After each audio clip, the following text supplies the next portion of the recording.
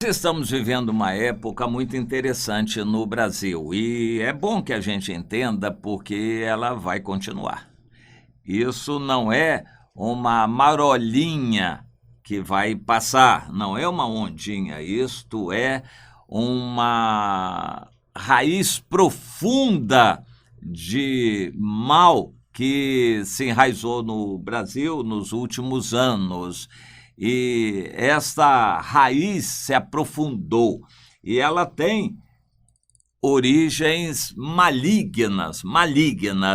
Vários aspectos aconteceram no país nos últimos anos. Um deles é a quebra de autoridade, a perda de autoridade.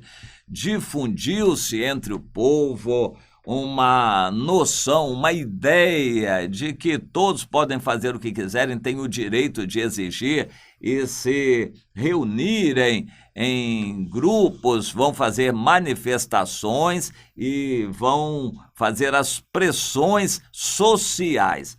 O próprio governo tentou, mas graças a Deus não conseguiu impor uma situação assim.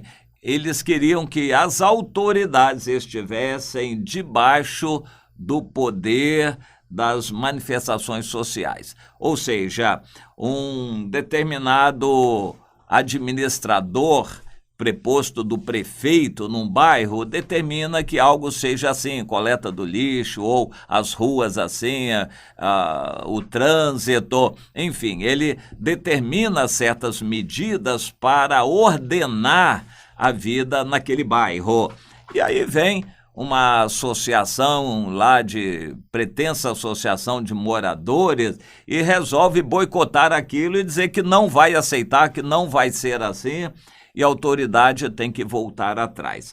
Cultivou-se no país uma noção, uma ideia de que as autoridades são limitadas e que o povo tem o direito de reivindicar. Quando começou-se a passar leis nessa direção. Quando o povo em determinado lugar se reúne, invade uma fazenda, a fazenda tem dono, ela tem a sua vida própria, e quando um grupo invade a fazenda, esse grupo tem o direito social. Eles, então, vão ter o direito de ficar ali. Aí entra a turma do deixa-dias, as autoridades vêm para negociar enquanto eles estão ali. Ou seja, perda do respeito à propriedade. Então, perda de autoridade, o respeito às autoridades. E começou-se a praticar isso e, de certa forma, funciona hoje. Quando alguém é nomeado para um cargo, vem um protesto, um movimento popular, porque não aceitam, e a pressão é grande, a mídia faz aquela onda, daqui a pouco aquela pessoa não consegue exercer a autoridade. A autoridade foi solapada. O direito de propriedade foi questionado. Bem, a mentira também prol do pobre foi estabelecida também. Por exemplo, alguém se aposenta fraudulentamente, inventando documentos, mas se é para uma pessoa necessitada, está valendo. O maior símbolo disto, digamos assim, a corrupção em favor do pobre é o espírito de Robin Hood. Na Inglaterra, esse Robin Hood foi um sujeito que fazia coisas erradas, mas ele roubava dos ricos para distribuir com os pobres. E ele foi louvado por muita gente, defendido por muita gente. E esse espírito de Robin Hood também foi difundido no Brasil. Se for roubado do grande para distribuir com o pobre, tudo bem, isso é válido. O pobre que rouba para roubar, que rouba para comer, tem perdão. E isto foi difundido no Brasil. A corrupção em benefício do social, em benefício do pobre, então ela está válida. O governo desviou verbas aos montes e endividou o país supostamente em benefício do social. Então, está tudo aceitável. Quem vai pagar isto? Nós vamos pagar e já estamos começando a pagar isto com o empobrecimento do país. E assim por diante. O LOAS, a Lei Orgânica da Assistência Social, era praticamente desconhecida. É uma lei que estabelece um benefício continuado, é chamado assim, benefício continuado. É um salário mínimo que é dado para uma pessoa que não tem ninguém por ela, que não tem capacidade de trabalho, ou por problema de saúde, ou por idade, mas ele também nunca pagou o INSS, ele nunca foi empregado, nunca estudou, ele não tem renda, não tem pensão de ninguém, de pai, de mãe. Então, é uma pessoa desamparada. O LOAS é para ajudar uma pessoa assim. Então, alguém entra com a papelada, provando aquela situação e, por uma exceção, essa pessoa vai receber um salário mínimo, porque é um brasileiro que não tem condições de se sustentar por si próprio. Bem, o LOAS era considerado uma exceção para alguns casos excepcionais. O LOAS, nos últimos anos, virou uma brincadeira. Hoje há mais de 4 milhões de pessoas que recebem LOAS no país. Isso soma a um total de mais de 40 bilhões por ano. A gente tem ouvido e tem assistido à divulgação de números da economia. O desespero do governo por economizar alguns bilhões. Só de LOAS vão mais de 40 bilhões por ano que foi distribuído e agora essas pessoas vão continuar recebendo. Quem é que está recebendo? São realmente pessoas necessitadas? Com toda certeza não. O Brasil não tem 4 milhões de pessoas em situação excepcional assim, que não tem assistência de ninguém. Em geral, todas as famílias têm alguém que trabalhou, que está aposentado. O LOAS seria uma exceção excepcional, mas hoje virou uma bagunça. Hoje, esse benefício continuado, que não pode ser descontinuado, vai ter que ser dado até o final da vida dessas pessoas, e sabe lá Deus e essas pessoas quem são elas que recebem o LOAS dessa maneira. Portanto, essa cultura de explorar o governo e não trabalhar está trazendo as suas consequências. Bem, criou-se no Brasil uma mentalidade de que o governo tem que sustentar, tem que cuidar de todo mundo. Uma ideia do totalitarismo dos regimes ditatoriais, comunistas, e essa ideia que o Estado é responsável por tudo. Então, trabalhadores sem terra têm que ser sustentados. Os quilombolas têm que ser sustentados pelo Estado. Índios têm que ser sustentados pelo Estado. Os menores pobres, Bolsa Família, tem que ser ajudados. E assim por diante.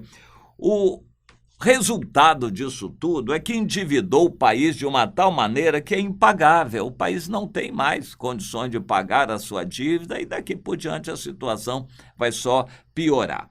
Muitas pessoas estão buscando uma saída. Eu vou embora do Brasil. Pode ir para qualquer lugar, menos para Venezuela.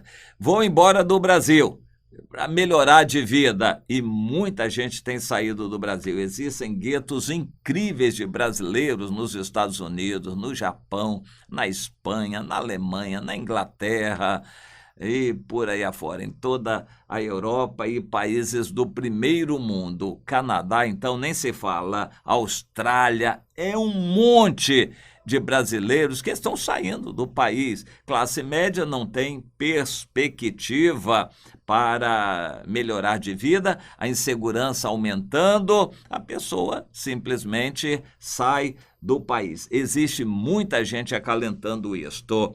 A maioria, eu não digo que tenha direção de Deus para isso, não. É atrás de uma situação melhor mesmo que eles estão saindo. É exatamente como Elimeleque, a Noemi, que fugiram de Judá quando houve fome e foram se refugiar em Moabe, e lá a mão de Deus pesou sobre eles. E só por isso nós viemos a conhecer a história maravilhosa da Ruth. Pois é, essa gente tenta fugir do Brasil. Quem tem um pouco de qualificação, um pouco de estudo, consegue sair do país. Mas isso não é solução, e nem mesmo para a maioria da população. Quando nós olhamos o que está acontecendo na Venezuela, e o Brasil foi um país calcado exatamente nos rumos da Venezuela. Cuba foi diferente, o comunismo tomou o poder pela força, numa revolução. A Venezuela foi uma campanha feita com dinheiro que inicialmente veio de fora para tomar o poder. E essa linha doutrinária que tomou o poder levava a Venezuela para o esquerdismo, eles chamam o bolivarianismo, que hoje está bastante falido. E o Brasil foi atrás e estava indo atrás nessa direção também. A situação na Venezuela hoje é simplesmente caótica. É simplesmente caótica. Na Venezuela falta tudo, o desabastecimento, produtos estrangeiros você não acha porque o dólar está nas alturas. A inflação, segundo o governo, é de 180%. 180%. E segundo o FMI, 700%. É mais ou menos como aquela inflação disparada que o Brasil viveu antes do Plano Real. Uma inflação colossal. A Venezuela está tendo essa inflação. Bem, os gêneros mais básicos o governo subsidia, mas o restante não tem para comprar. As coisas importadas custam caríssimo. De fazer voos para a Venezuela. Tanto a insegurança está grande lá, quanto o governo da Venezuela deve a essas companhias e não tem como pagar. No total, parece que o governo deve quase 4 bilhões de dólares às companhias aéreas e não quer pagar. Então, elas já não estão voando mais para lá. Air Canadá, Alitalia, agora também a TAM brasileira, que virou Latam, a Lufthansa, a alemã, todas essas companhias já estão parando de fazer voos para a Venezuela por causa da insegurança e porque não recebem. O dinheiro das passagens que são vendidas na Venezuela, o governo não repassa e elas estão em desespero. A Coca-Cola na Venezuela parou de produzir porque não tem açúcar, então já parou de produzir Coca-Cola, falta de açúcar. E a insegurança está colossal. Caracas, capital da Venezuela, é a cidade de maior criminalidade no mundo, maior índice de assassinatos no mundo. Mas o Brasil vem logo atrás, com as capitais do Nordeste, principalmente entre as mais violentas e de maior índice de criminalidade no mundo. E assim, o Brasil estava caminhando na direção da Venezuela. E o desabastecimento, então, isso é a regra geral. A pessoa na Venezuela já não anda na rua por medo. As ruas ficam desertas à noite. Assaltos para todo lado, assassinatos a qualquer hora. E a pessoa vai comprar, também não tem o que comprar. E a situação vai piorando. E o Brasil estava caminhando nessa direção. O novo governo está tentando dar um basta. Não vai resolver imediatamente. Eu gostei da expressão do ministro Henrique Meirelles, que é evangélico. Ele disse, o que nós estamos querendo agora é parar de levar gol. está longe de ganhar a partida, mas pelo menos parar de ganhar gol. É um Brasil levando de 7-1 da Alemanha. É mais ou menos essa situação. Nós estamos levando um gol atrás do outro. Então a nossa ideia é pelo menos parar de levar gol. Depois nós vamos pensar em fazer gol, mas por hora é só parar de levar gol. A expressão dele foi muito interessante e característica desse clima que o Brasil vive hoje. A situação é calamitosa, estava caminhando para o caos da Venezuela, mas houve um novo governo que está muito bem intencionado e querendo fazer o que tem que fazer.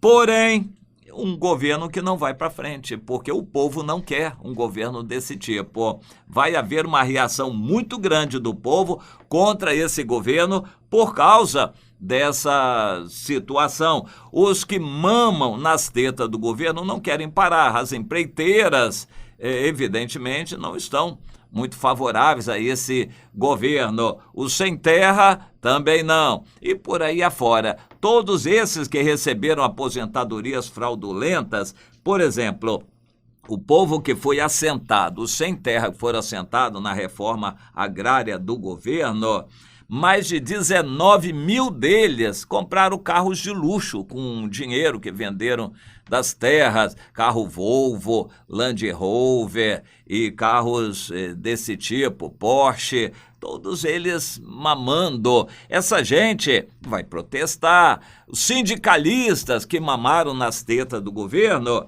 evidentemente, vão protestar. Eles não querem que esse governo acerte as coisas. Então, infelizmente, um governo bem intencionado que quer acertar não vai conseguir, porque haverá uma reação muito grande da mídia, do povo, que estava acostumado com aquela situação maligna e não quer um governo que queira acertar as coisas. E os protestos vão continuar e a situação do país vai piorar.